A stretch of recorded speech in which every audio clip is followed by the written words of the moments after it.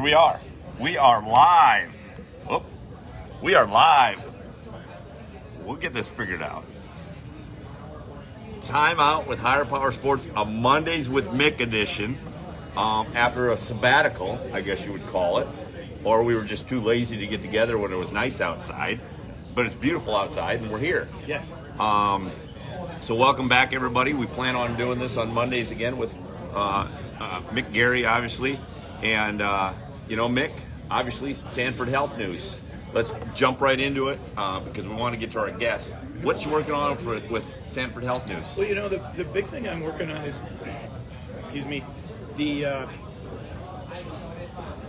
a report is coming out that will involve kind of look at the economic impact of Sanford. For me, my specific assignment is Sanford Sports Complex and all the things that are going on there and the people who come in. There's nothing going on there. Yeah.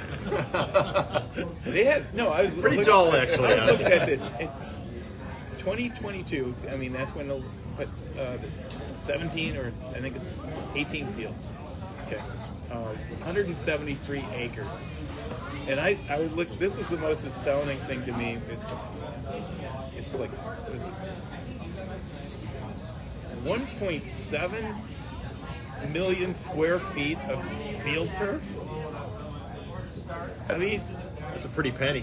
Yeah, it would be interesting to be in those meetings, how it starts, and then all of a sudden, we're at 1 million square feet. We need more, or we need to cut it off.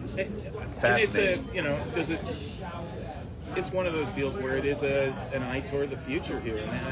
And I was talking to Steve Young today about it, and Steve sort of is. I don't have his title in front of me, but he's the guy at Sports Complex, and just talking about the vision. And you talk about in 2013, you have the Pentagon. And it's like, nobody even knew where that was. Yeah. Really. It's like, what are you putting something out there for? But they're starting to fill in the pieces on the plan now, and it's all starting to make sense. And it's stuff that probably a lot of people in 8 years ago, for sure 10 years ago, would have been like, what are you doing? And it's all starting to make sense now. And you couple that with the expansion of the city and the area. It's a metropolitan area and all that. It's pretty cool, and it's going to involve the story I'm writing. It's going to involve just like what's going on there, and what the impact that it's going to have, starting next year, and then from then on. And it involves Soccer or baseball? Because they have football on there. Yeah. Softball, baseball, and then 8 utility fields where there'd be like lacrosse and all these other deals. But it kind of goes back to the mission statement, and why is Sanford involved in sports? And it's because it engages people, and it promotes health, and it promotes well-being, kids, psychological well-being, and there are a ton of things, and it's part of your deal. I say your deal, but the beauty of sports and the lessons in sports, and there's so many different avenues in sports. We see it at the Pentagon, with the courts all the way around that beautiful place, and how often it's utilized. That's just not a 7 or 8 time a year use for those courts. Volleyball, basketball, all kinds of kids tournaments and stuff. So looking forward to seeing what those turf fields out there, that over 1 million square foot of turf brings to our That's community. going the extra mile, because a lot of places would just do the natural grass, but if you can afford to do the turf up front, number one, you don't have to maintain it as much as you do grass, but it's also, given our climate, I mean, it's going to make for a lot less postponements. Yes, you can grab onto parts of March that you would never, and parts of October or November if you wanted to, and that, Absolutely. Along the kind of what we're talking about, Parkston, where I live, we're putting in turf on our baseball field. All the baselines and the dirt from first around to third and around the backstop. The infield will still be grass, but everything else will be turf, infield and outfield. So we know how big a project that is for us. So I can't imagine that project out there. Well, it's great. Should have had Denny come to parks. You have the. I mean, it is a. It's. I think it's great for this area that all of a sudden you're getting this, and it's starting to make enough financial sense for communities to decide that this is a good option. When you think back to when we first got here, that you'd stand up in Howard Wood Field, you'd look from, and it would look like the whole field would look like a burlap sack.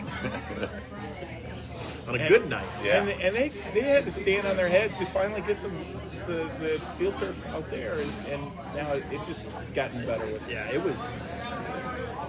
The sad thing is, once you got to the important games at Howard Wood Field, once you got into late October, early November, the playoffs, it was virtually unplayable. Yeah. I mean, it would rain during the day, it would freeze up at night. Kids are slipping and sliding all over the place. I mean, it was literally unplayable, and they'd be playing the most consequential games of the year there. And I give credit where credit is due. Kelby Kramanoff, Dana Dykhouse, kind of the usual suspects stepped up, and City of Sioux Falls, I believe, had a small marker in there, but they call themselves a turf team, and they got field turf in there. Mark Miley can tell you all about it, and that kind of saved Howard Wood Field, I think. I don't know if Kelby wanted to save Howard Wood Field because he actually wanted to move it out to the complex, but I mean, it did. It eliminated that annual headache that Mick is referring to of, oh my God, what are we going to do about this field? Yeah. Well, let's introduce our guest as he's joining our conversation. As he's prattling already. on. Joining our conversation, just, not even Who is this guy who keeps talking? So our guest today is, I don't know if you're a familiar face or not. The name is familiar. And I hope think, so. To most people. Stu Whitney joins us, obviously a long-time writer at the Argus Leader. We'll get into the Argus Leader days, but we're going to start, usually we start growing up. Chronological order? But we're going backwards. Okay. So we're going to go, because we want to get this. He's a new author, the COVID Chronicles. And, Stu, first of all, welcome and thanks for joining us. Appreciate it, Tim. So let's jump right into why a book, first of all. Well, I think every journalist dreams or thinks about writing a book, and many do. I was looking at taking a buyout from the Argus Leader and thinking about what my next step was going to be. And my feeling was that I was going to write a nonfiction book because that's more kind of in my comfort zone. That's what Mick and I do. We report, we write about it, and I've been known for writing some long pieces for the Argus Leader that almost seem like books. So it would not have been a huge stretch to take an event or a subject and stretch that into a nonfiction narrative. But my feeling was during the window that I wanted to get this thing done for various reasons, I know that doing a nonfiction book would have taken at least 2 months of research, doing the interviews, doing all the research before you even start writing. In order to meet my window, I just wanted to sit down and start writing. And I felt like my research was essentially my life and my career. I had done the research. And so I wanted to talk about those, but I also wanted to talk about something that has affected every human being on the planet, basically, which is the pandemic. And in South Dakota, I think there's been profound impact, and there's been profound controversy and conflict in a lot of ways, politically and otherwise. So it seemed like, rather than, and these are the books I like to read too. I don't like to read books about where you go into like a fantasy realm and it has nothing to do with real life. I like novels that deal with real life situations and challenges that people face and how they deal with that. And so I wrote a book about the pandemic and about the newspaper industry and about a little bit about my life. I call it a fictional memoir. When I say my life, it's an unnamed narrator, and it's clearly fiction because the book starts with the narrator in prison, and as you guys can attest to, I'm not at the penitentiary right now. How cool would it be if you were? It'd probably be a better show.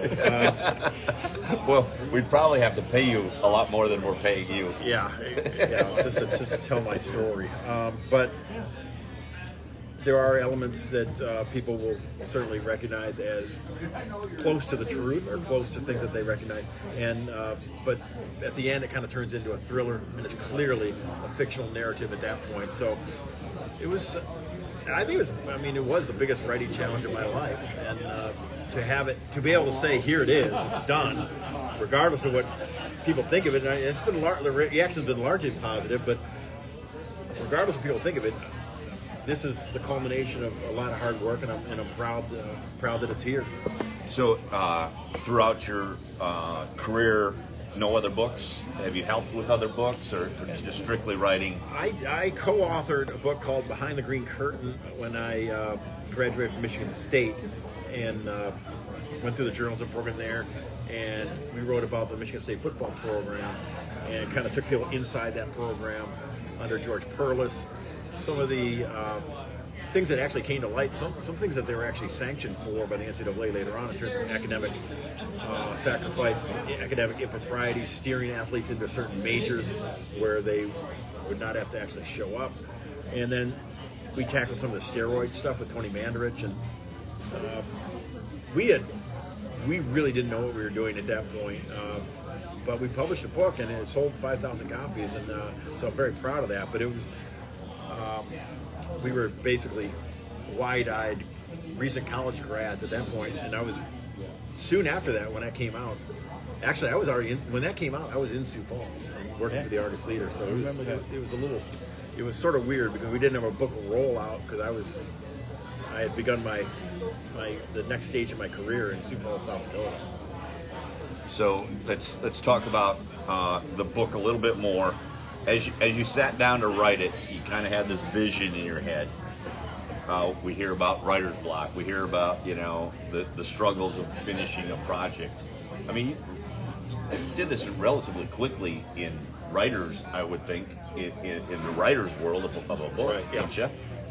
Yeah, I mean it's about 62,000 words. It's about 220 pages, so it's not War and Peace. But I had an idea of the general Standard 62,000. Pretty standard O'Gorman football story. O'Gorman football game story from the Dusty Coleman era. Run right, run left, back in the Peter days. Yeah. But I had a general outline, and then I kept actually adding chapters as I thought of new ways to sort of to move the plot along. But a lot of it is, starting out with the first chapter and sort of introducing the concept, like I said, and then going back and sort of characterizing all these people that are in this book. The narrator, the narrator's wife, the narrator's son, but also the governor, who becomes a key player in the political drama, and the mayor, and they're kind of at loggerheads, so I go back and kind of tell their backstory. And so it sort of takes on a life of its own, but also it's a kind of a controlled chaos where I didn't know where it was going.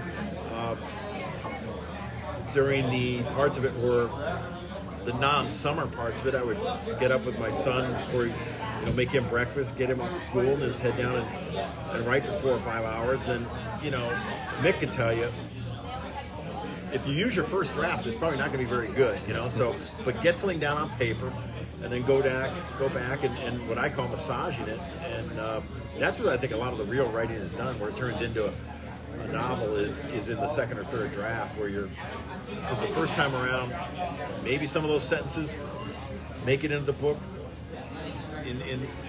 in full portion, but a lot of them don't, and so it's the tenacity of going back and rewriting and making it as good as you possibly can. I think that's where the real writing takes place. And when you talk about the second and third draft, massaging it, the real writing, I mean, are you looking at, and Mick, you can speak on this too, are you guys looking, when you're writing a book or an article, are you looking at changing the whole sentence, or are you looking at punctuation? What are you looking at that point? I might actually let Mick tackle this a little bit because Mick, outside of, I'm going to be very immodest here. Outside of myself, I think Mick is the best writer I came across during my journalistic career. I would say the same thing. What do you think on that, Mick? No,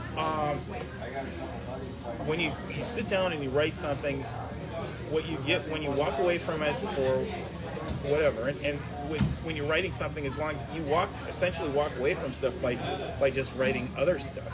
But you go back, and it doesn't, that this isn't what you want. And it's funny how that works, but when you let something percolate for a little bit, you decide, no, not at all, no. Sometimes it's like the things that you're proudest of, but and you come back. When you come back, you're coming back as a reader, almost, and you're seeing it how someone else would see it, and you've forgotten how much time you invested in that particular sentence that you were so proud of. So you're not that invested in it like that anymore. It's like all of a sudden you're just passionate about it. It's like, that's not good. Yeah, and you almost get pissed because it's a great feeling when you're going back and reading through it and it's working. You're like, oh my God, this is great. I don't need to restructure this now. I don't need to retool it. And then you'll hit a passage. You're like, shoot, I gotta roll up my shirt sleeves, and that one's not gonna work. And then you're almost like weaving sentences in because some are staying and some are not, and then it becomes almost like a macrame of language. But when you started it, when you first day, you had a shape, you had a form, you had a plot. Yes. Yep. Okay. Yep. Okay. You knew this is how I'm going to do. I had, and you figured out you're going to write it as a narrator. Yep. And I knew that. Okay. And I knew where it was going to start. I very vividly knew how it was going to start and how it was going to end. There were some things in between where I had to flesh it out a little bit, and characters went a little different direction than I thought. But as far as like the narrative arc, I had a pretty good feel what was happening there. So, in my world, I look at it almost like a coach. Okay, so you got a game plan. You know what team you're going to play. You got your game plan. You write it down, and you practice it. And then all of a sudden the game comes, and things are going on. It's like, that's not working. Yeah. But like you said, and Mick said, that's something you're proud of. It took time to write those, but it takes that that humility to change things.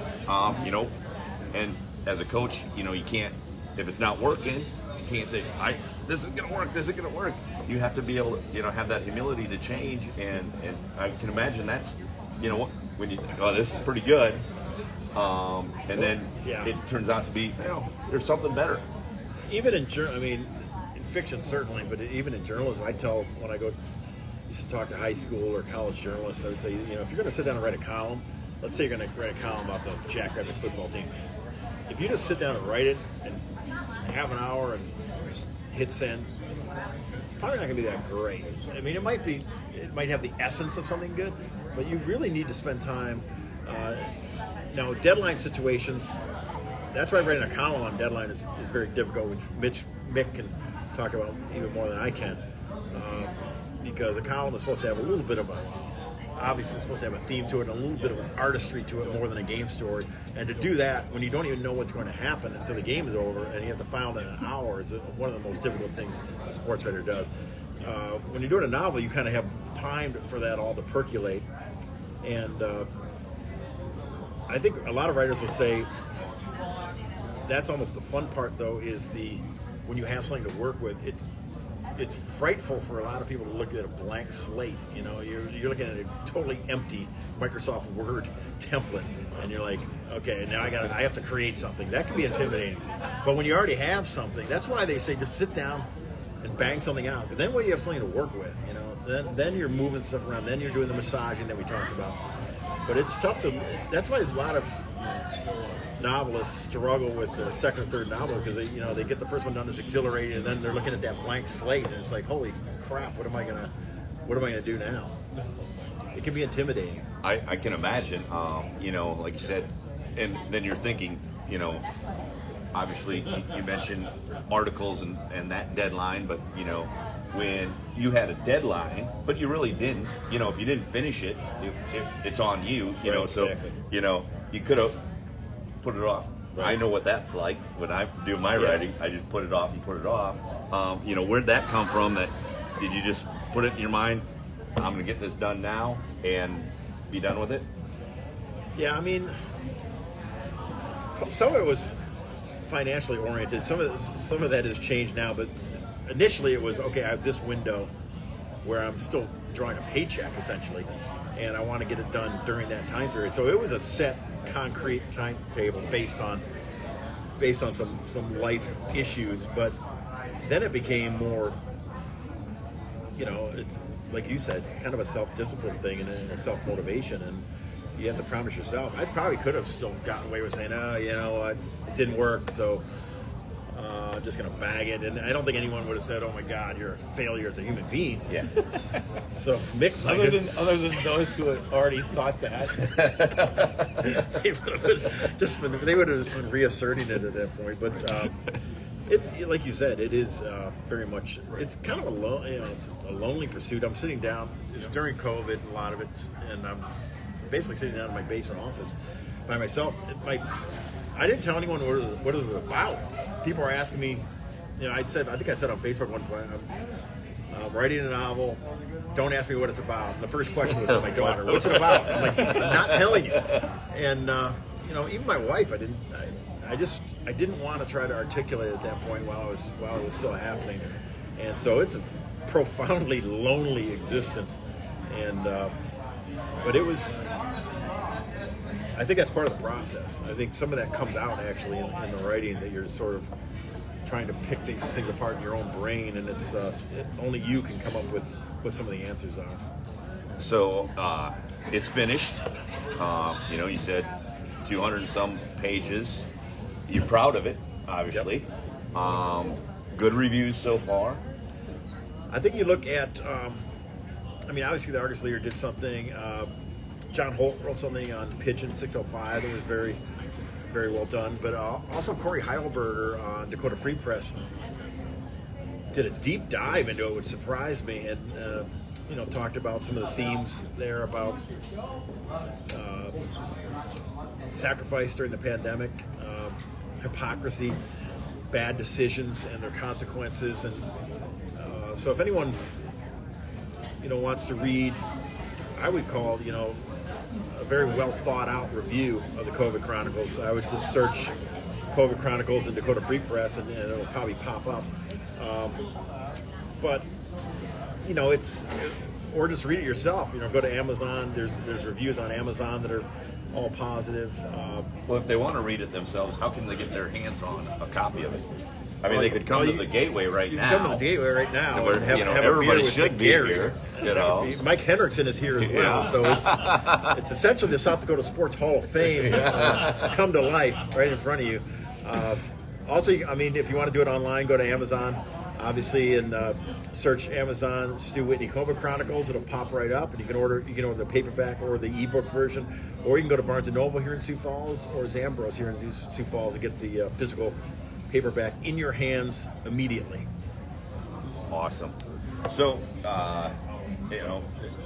congratulations first of all on this. Appreciate it. I think it's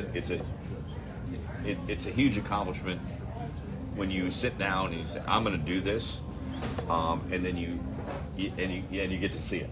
Hold it in your hands. It's a huge deal, accomplishment to finish something, and especially then when you're all said and done and you're proud of it. How cool is that, Mick? You've written a lot of stories. Nothing in comparison to this undertaking here. But how cool is it? I'm waiting for Mick to tear it to shreds. He's not even finished reading it yet. But go ahead, Tim. I dug up on it. I dug in on it. Excuse me. And it's. I'm gonna go home tonight. So, when Mick, when you do a story and you're proud of it, again, liken it to coaching or being an athlete. You have a good performance, you have a good win. This in writing, it's different because you don't have the, and you win a big game as a coach or a player, everybody's there cheering. Yep. for this, you know, all the work's done solo, behind the scene, you know, and then really the reward. What is the reward? You know, it's almost got to be a self pat on the back type thing, isn't it? You do get, when it's something you're particularly proud of, most of the time you get somebody whose opinion you respect will come up and say that you really did a nice job with that. And maybe would offer some specifics of things they liked in it. And that, okay, that a lot of times you expect that sort of thing, but it's still good, especially from the people whose opinions you respect, where it's just not about because you wrote something positive about something they feel strongly about, that there's some, that they understand some of the decisions that go into writing. You know, writing is all decisions. Writing is all, should this be in there or not? Even if you have essentially a blank slate and an unlimited number of words to say it, you're still, every paragraph, you're making decisions. Is that something that should be in there or not? Yep. And it's a lot of time, agonizing process, but very satisfying when you know that you can come back to it a year later, or if you're reading a story a year later and go, yeah, that was pretty good. Well, I mean, it was different back before the internet. Now, you post something when Mick and I worked at the Argus, and Mick still has his stuff posting, obviously, but then you see feedback immediately, with people, this is crap, or this is great, thank you for the story, likes, retweets, whatever. Back pre-internet, I still think there was a sense of satisfaction just seeing it when the paper would come out. We'd be in the office putting the paper out. They'd bring out the first edition ones. They'd slap it there, and you'd basically be looking through them to find out if there are errors or not in the first run, what we call the first run. But still, seeing your story there was a sense of pride, and every time you saw it, no matter how many years you've been working in the newspaper industry. So I imagine we both felt that up until the time we left the building, and still feel it when we write something and put it out publicly. So there's a sense of pride there, and there's obviously an eagerness to see how it goes over with people. I think there's not a writer in the world that would deny that. And back then, though, we would get phone calls if they didn't. Now, if they don't like it, they can just respond on Facebook or whatever. Back then, they would call us in the newsroom and call us horrible names.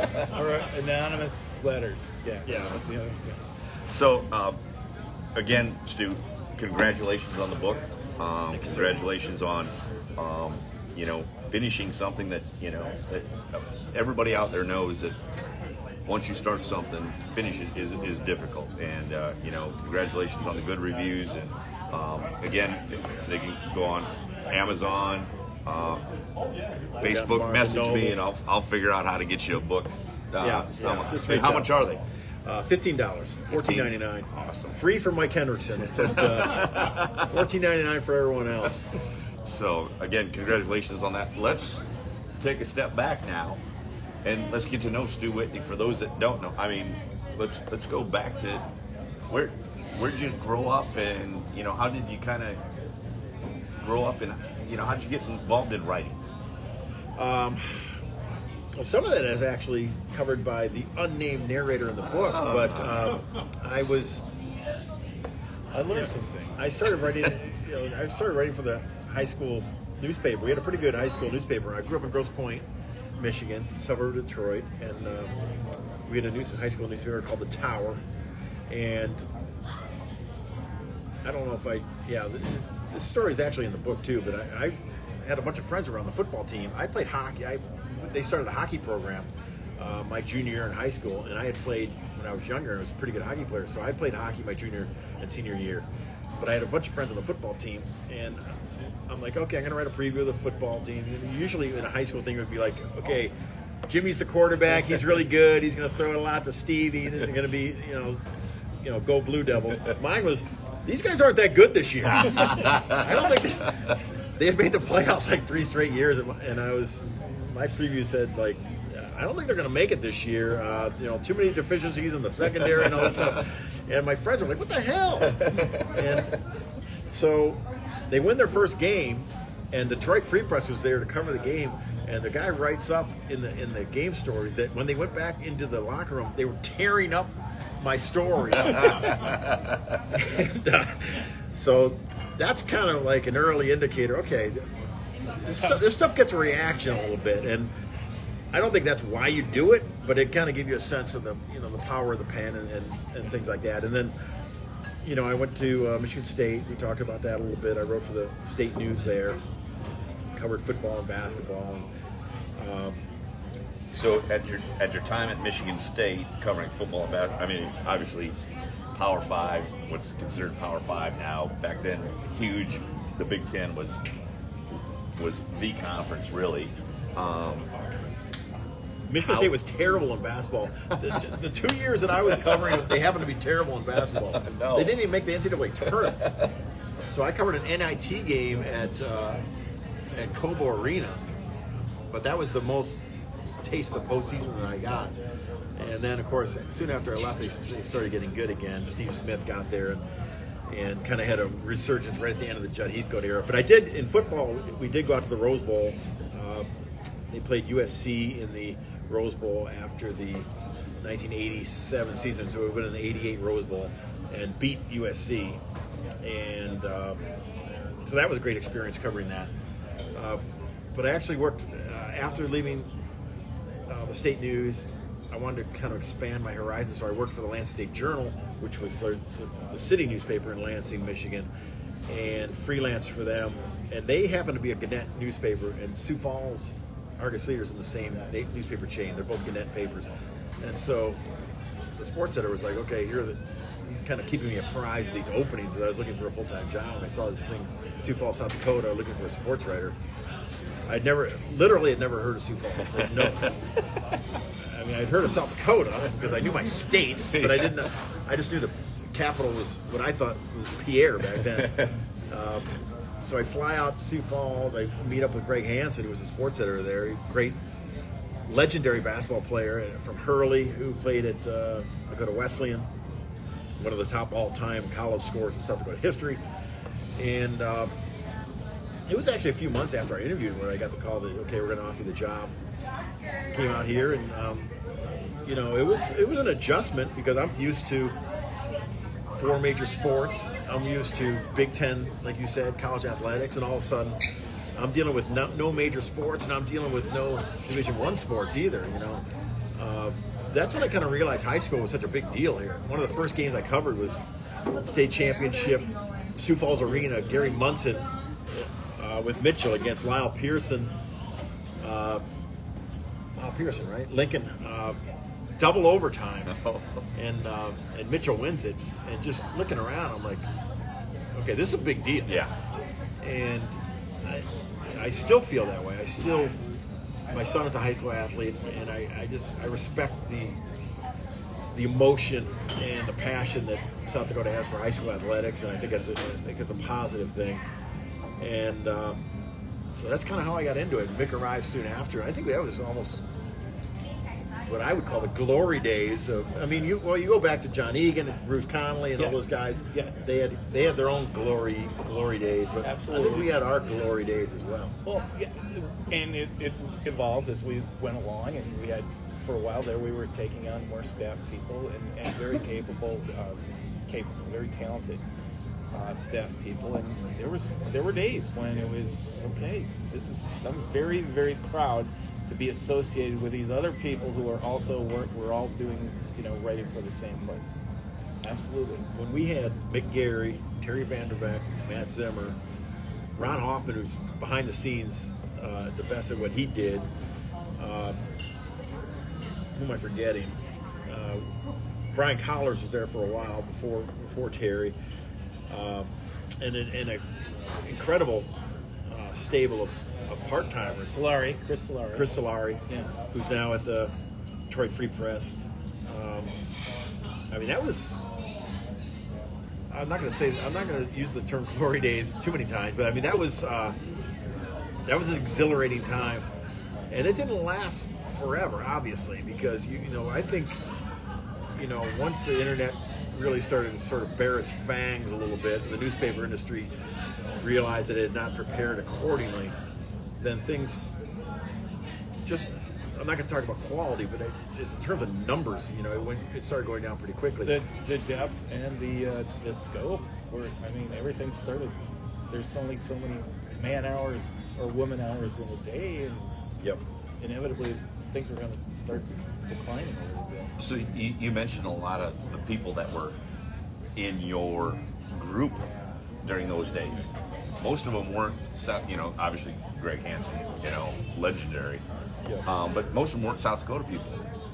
How did it come, how did, you mentioned going to that first game, was there ever like, I got to get out of here. I got to get out of South Dakota. This isn't for me. Well, my wife is from South Dakota. She's a proud Sioux Falls native. She went to Lincoln. So she basically said, "You're not leaving." No, Well, you're smart. You kind of get the white picket fence thing going a little bit. I had a family, and so when I first got here, I'm like, yeah, I'll be gone. I'll be working at the Los Angeles Times in 5 years. I think everyone sort of thinks that for whatever reason, but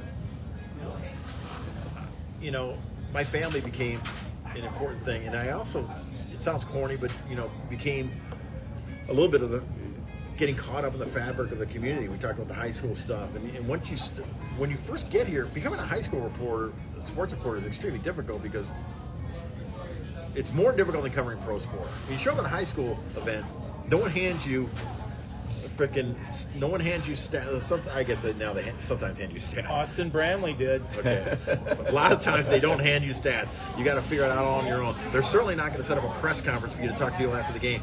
You got to go down into the mud-caked field, find the coach from one locker room, then go over to find the other coach in the other locker room. Ask him if you can talk to a kid.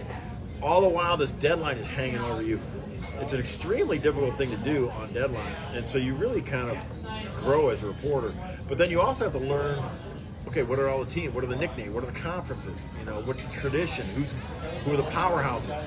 If you show up and you've never been in a place before, and I didn't know a single soul in the entire state of South Dakota, it's a crash course. And Mick is from Minnesota, so he had a little regional background, but certainly didn't know of all the South Dakota things. So we both had to learn quickly, and I think we gained an appreciation for it while we were learning it. And certainly the passion and the passion of the following of going to a track meet and all these people there in Minnesota, these are like intramural things for the most part, and track meets would be the one thing that we could share a few conversations on, but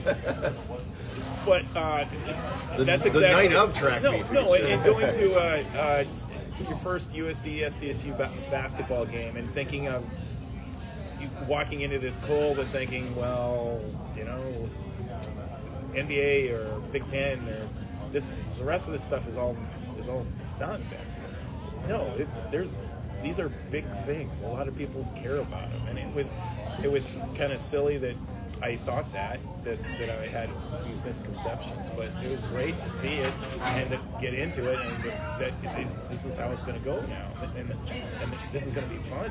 This is going to be something I'm going to get into here.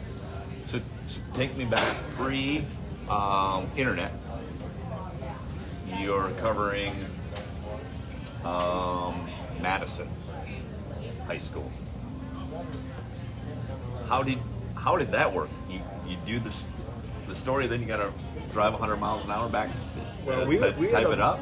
We had this thing called couplers, where there'd be suction cups that you could put on to a phone receiver, and you transmit through this thing called a TRS-80. It was a Radio Shack TRS-80 that almost all sports writers use. It was a piece of crap made of plastic, but it would transmit to a phone. This is a true thing. Yes. No, I'm serious. I thought you were just going on. No, we would transmit through a phone line, and so you have to use the couplers, which you would try to find a payphone to use the couplers, and it was very inexact science. Or you had these little clips where you could, if you had a phone jack. And I remember covering a game in Sisseton, a playoff game. It was Vermilion at Sisseton. So Culver was the coach, Mike. Tom Culver, and they won, but whatever. So I'm like, I wrote my story in the parking lot. Mick's got the same stories. I wrote my story in the parking lot. Then you're like, oh, how am I going to send this thing? when email started, it was easy. It's like one stroke. But then so I went to this bar, one of the few places that was open in Sisseton. I'm like, do you mind if I use your? I need a phone jack. And they're like, what? And then, it was always cutting edge technology. Right. And all these drunks are like, yeah, you don't need to write about that game.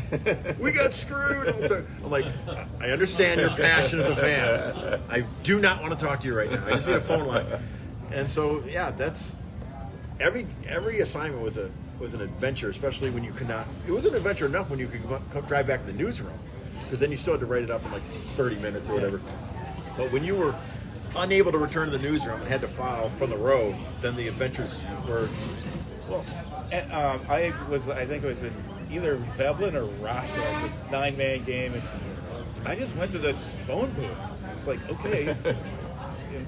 So I'm writing the story. Real glamorous stuff. In the phone booth, and then I'm getting so that it's getting too cold, and so I'm kind of cavemaning it. And what am I doing? Frostbite setting in. But all of a sudden it's like, yeah, okay, it worked, and it was always it was a victory. So, as a sports writer, and now members of this community, you've talked about. Let's start with high school. The traditions in Sioux Falls right now. The athletic makeup is amazing. Whether it's the football teams, how competitive they are, or the basketball teams. If you go to a city game where Lincoln's playing Roosevelt or Lincoln's playing O'Gorman, Washington's playing Harrisburg. I mean, how fun is it, to see where that is, and has it always been that way since you guys have got? I mean, there's always been those city showdowns. There's always been great rivalries. I mean, outside of Sioux Falls, there's some great rivalries. Obviously, yep. You get into some of the ESD stuff. You get Sioux Falls versus ESD. You get the people playing off each other. Who's the better conference? I think the quality of play, there were always great players back then. Now a lot of kids are specializing and playing year round. The Mike Miller era, I was honored to cover Mike Miller. I went to Mitchell and spent some time with him when he was a sophomore. Wrote an article called "The Can't Miss Kid," and he kind of ushered in a new era of year-round basketball, AAU basketball, playing for the Dakota Schoolers. They would go to Vegas, and he was getting people coming. He was getting coaches coming to South Dakota, paying attention to South Dakota basketball. So I think when we're talking about basketball, that sort of uplifted things into a little different level in terms of the way people saw the quality of play. The passion and the rivalries were always there. You go back to the Big B, back in even the 30s and the 40s and 50s. I mean, that Mike Henderson can tell you more about that than I can, because he was alive then. But just incredible stories that people have from those eras. But the quality of play, and now you got now you have another Sioux Falls school with Jefferson, and you've got when those teams collide in a gym, and let's say mid-January, and that place is rocking. It's a sight to behold, and and it gets about as loud as a high school event should and can ever get, probably. I think train trips suck.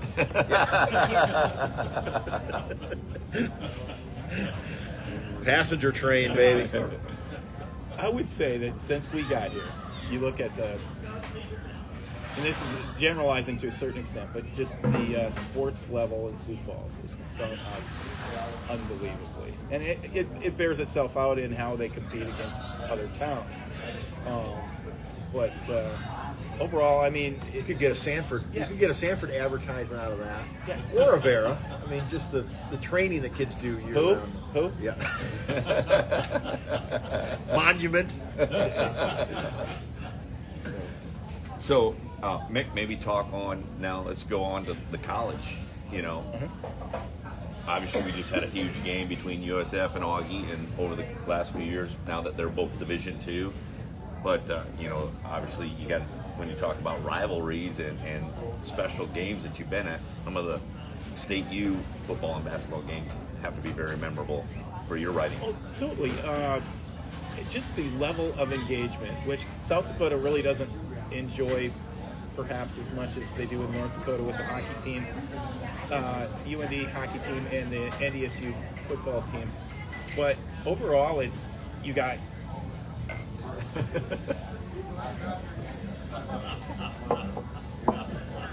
it was really cool that when USD, SDSU, especially when they both had good teams, and it was football and men's basketball at first, and then the women's basketball is an absolutely unique thing in our state, and and like you don't see this anywhere else. The level of engagement, fan engagement for women's basketball that you do here with that rivalry.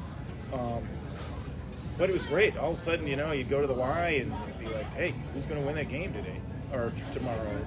And you didn't get a lot of that at other times. But it's all in, and they're very strong. The passions are crazy with those two teams in that situation. Maybe a little bit where I would guess people from both sides would have wanted back in those days to say, well, let's, we got Mankato State coming in here. Let's get some interest for that too. And depending on the year, it would happen a little bit. But overall, and then just seeing the ascent of the resources devoted to those sports, to those programs over the years, over the last them going Division I is insane. It's a real. If you were going to write about our 30 years here, that would be a facility. Just facilities alone, huge part of this. I think the Division I move is the biggest development in sports since I've been here. Clearly, I mean, it just changed the game, and seeing South Dakota State win the Summer League championship at the Sioux Falls Arena with Nate Walters, and then being able to go and cover the NCAA tournament, going down to the pit in Albuquerque. Terry Vanderbeck and I went down there and saw them lose to Baylor. A close game, by the way. I know Mick's covered various NCAA tournaments. It took what South Dakota was lacking. When I talked about coming to South Dakota and having no Division I sports, it was the only state without a single Division I sport. And kind of dragged South Dakota kicking and screaming into a new era. And when you look at some of the things South Dakota State and USD are doing now, being able to make an impact on the national level, it is kind of a natural progression. You can't stay on a plane forever. At some point, there has to be progress, no matter how great the NCC was. And there were some visionaries that saw that. Mick and I covered it along the way. There were, certainly some growing pains those first couple of years after SDSU went Division I. It was not an easy time at all for them, and there are still growing pains. And but it has changed the complexion of South Dakota athletics drastically. Yeah, I agree 100%. I think that move to Division I it's been a huge story, and but how fun has it been if you take your writing hat off and as a fan and a person from South Dakota? I mean, I coached at the University of South Dakota, so I'm a little biased to the Coyotes, but how great is it to see the success that the Jackrabbit women, the Coyote women in basketball, the Jackrabbit men in football, all these things that are going on. And again, it's South Dakota that that we're able to watch that high level of athlete.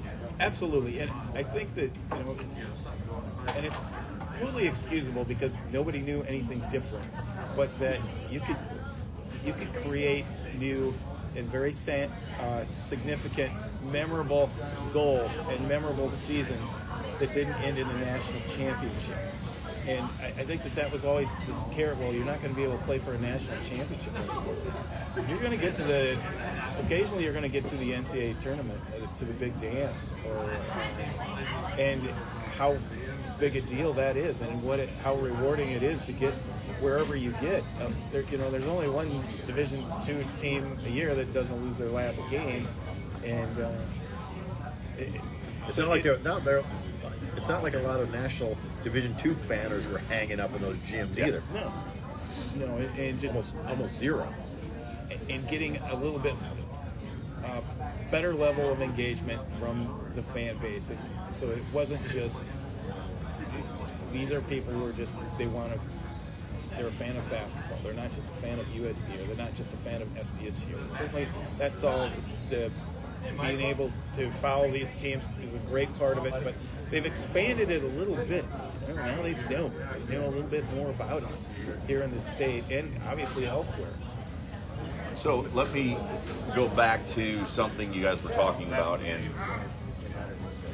kind of the glory days of the Argus Leader. You know, things were, you guys had a great staff.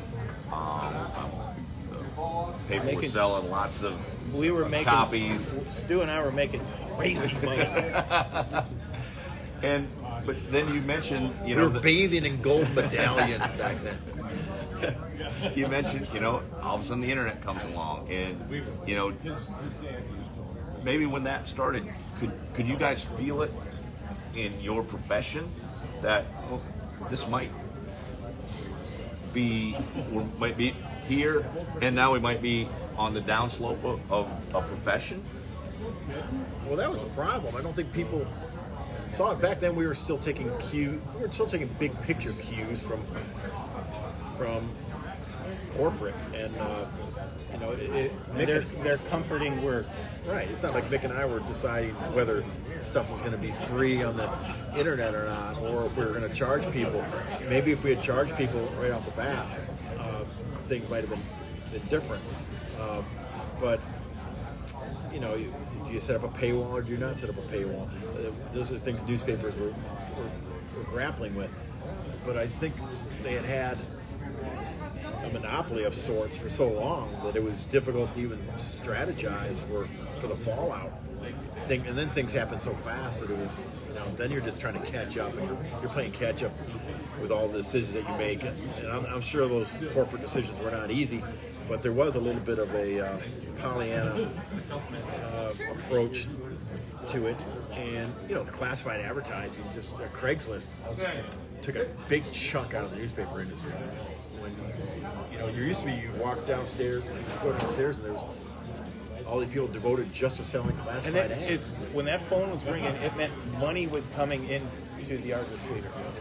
And it wasn't something where there was a lot of salesmanship involved. You had to pick up that phone and listen to somebody, and they would have to pay you money for that transaction.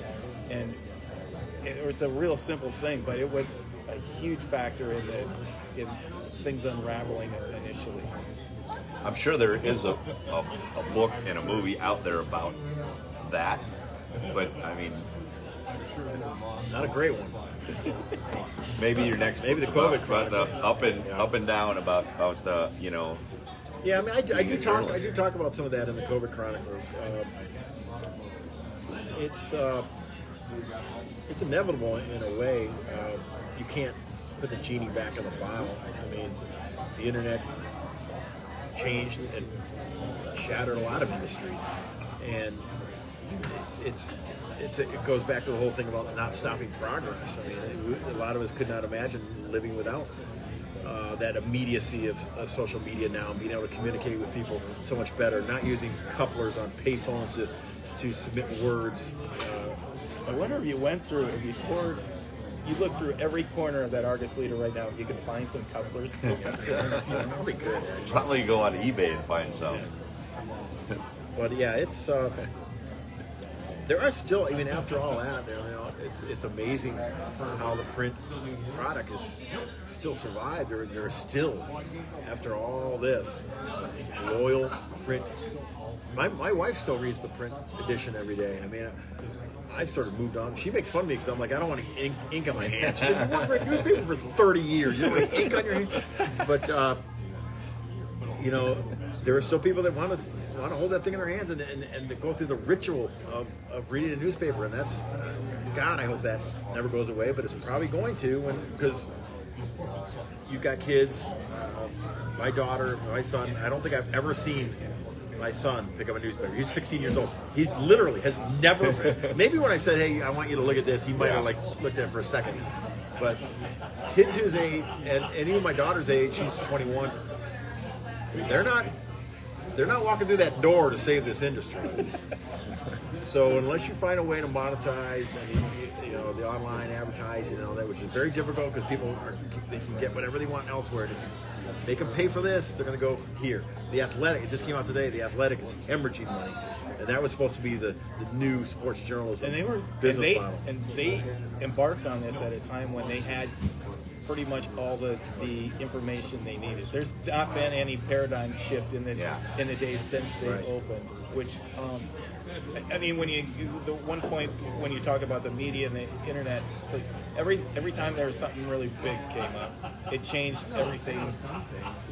Everybody had to adjust, and you go back to it was newspaper, and then it was radio, and then it was TV, and then it was like FM radio changed AM radio, and you keep going along on things like that, and you got to adapt. And a lot of times you don't come out of it looking too great. I mean, radio.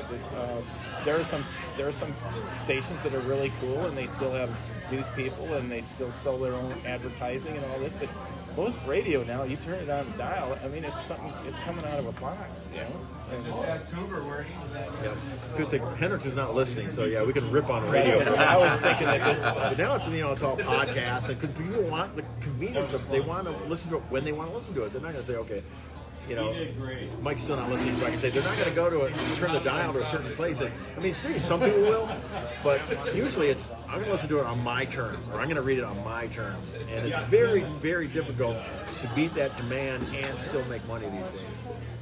Absolutely. I think, you know, like you said, even people that have everything within the knowledge of what this internet is all about, it's still, you know, the ups and downs, and, you know, some people are doing really well.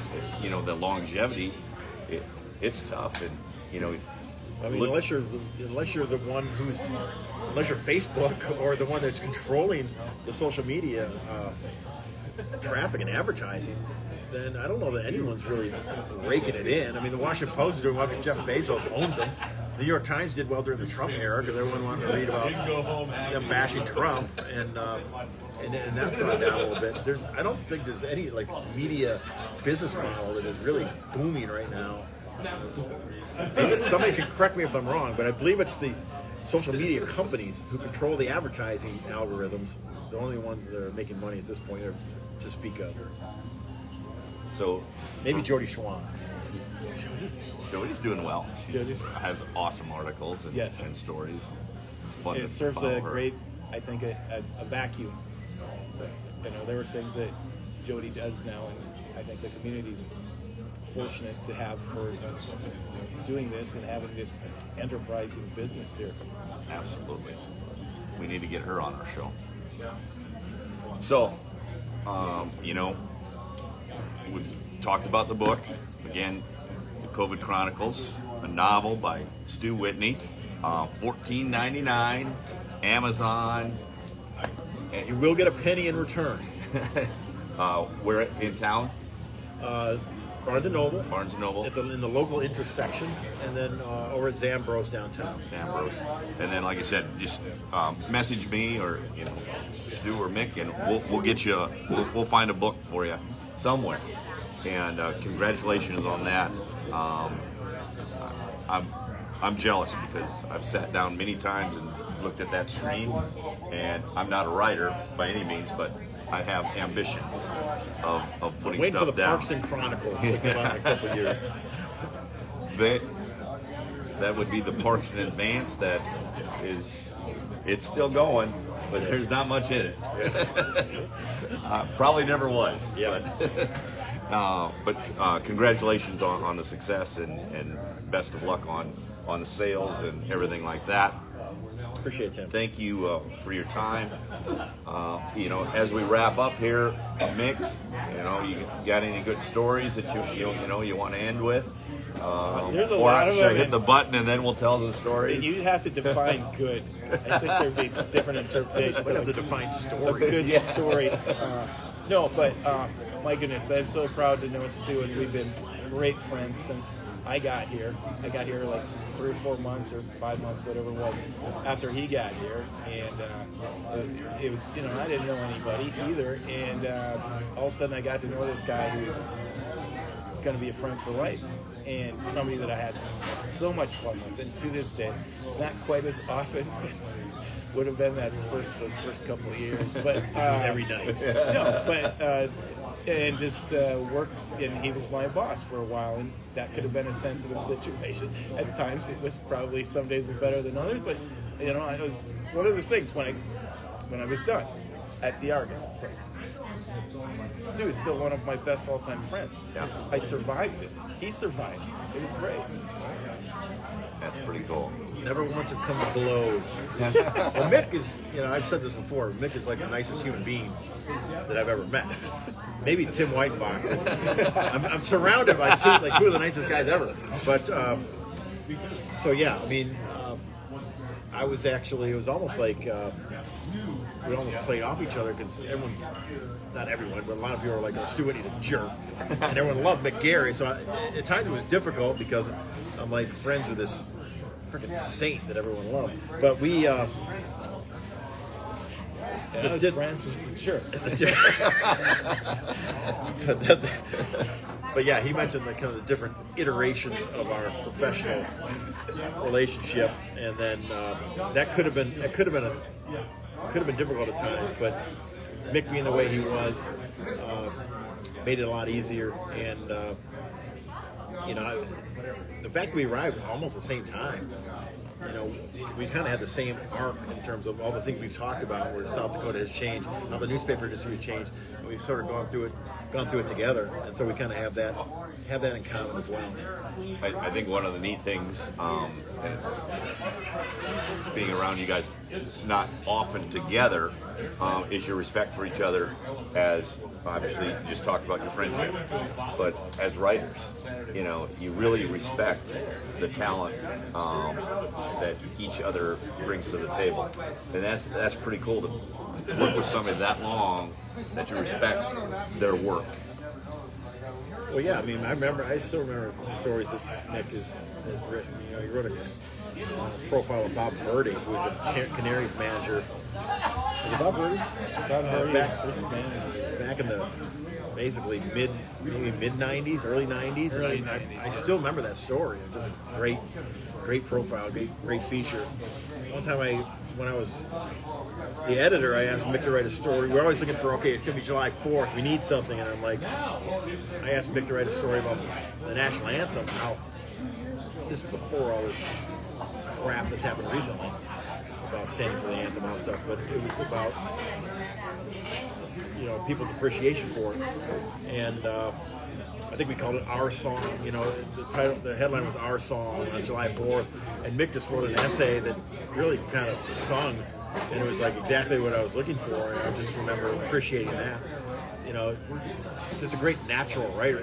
I do believe you can kind of teach writers, but I think a lot of people are not born with it, but during their upbringing, usually it's because someone either exposed them to books early on in their lives, or read to them, and then they read when they were kids. But usually you can tell if somebody's going to be a good writer by, like, it sounds weird, but like 10 or 12 years old. And Mick is just a naturally good writer, so I appreciate it. I always appreciated that. That's awesome. And you obviously feel strongly that Stu's a pretty good writer too. Good grief. The capacity to dig into something and to grab onto a topic that is absolutely something that the community needs to hear. Right? All those years where you were spelling out all the legal, whatever was going on with the high school league and the activities association, and spelling out the complexities of what they were voting on, or what is the Why we don't need issue. 7 football players. Exactly, and these were not easy things, and I don't think people understood that how this doesn't happen in every community where somebody can spell something out and give everybody some context in what exactly is the decisions that are about to be made here. And I mean, that's just one of it. There's 1,000 others. That's great. Obviously, you can hear in the background there's Monday Night Football starting up, so we're going to wrap it up here for today. Maybe later on this winter, we'll have you on, and maybe we'll talk some high school basketball and get your take on. Obviously, Patriots, baby. Your son is a very good player. Maybe we'll talk to some parents about following their kids and things like that. We'll get a couple parents. We've done that before, and I'd love to have you back. Sounds good. Looking forward to O'Gorman and Lincoln. That's going to be some good battles, and keep doing what you do, man. Enjoy following it, and appreciate you having me on. I appreciate your time. And again, COVID Chronicles. And obviously, we had an issue with Facebook today, so we're streaming, and we'll get it downloaded to YouTube as soon as I figure out that. All the machinations of it. But we thank you for tuning in, and next week, Jake Nealon, another author, we'll have him on, and we'll go from there. So appreciate everybody watching, and have a great night.